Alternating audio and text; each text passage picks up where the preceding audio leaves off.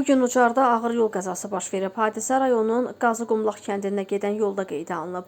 Mercedes S-Class markalı minik avtomobili aşaraq yol kənarındakı su kanalına düşüb. Nəticədə sürücü 1994-cü il təvəllüdlü Coşqun Məmmədov hadisə yerində ölüb. Qəza yerinə polis əməkdaşları gəlib, faktla bağlı araşdırma aparılır.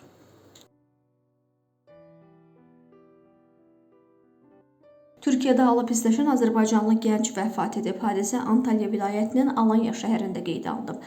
Ailəsi ilə birgə yaşayan və Azərbaycan vətəndaşı olan 21 yaşlı Tanverdi Salmanovun səhhəti qəfil pisləşib. O dərhal Manavgat Dövlət Xəstəxanasına çatdırılsa da orada vəfat edib. Bildirilib ki, həmin şəxs Türkiyədə universitetlərdən birində təhsil alırmış. Gəncin ölüm səbəbini müəyyən etmək üçün araşdırma aparılır. Tanınmış həkim, tibb üzrə fəlsəfə doktoru, Tibb Universitetinin dosenti Ədalət Rüstəm vəfat edib.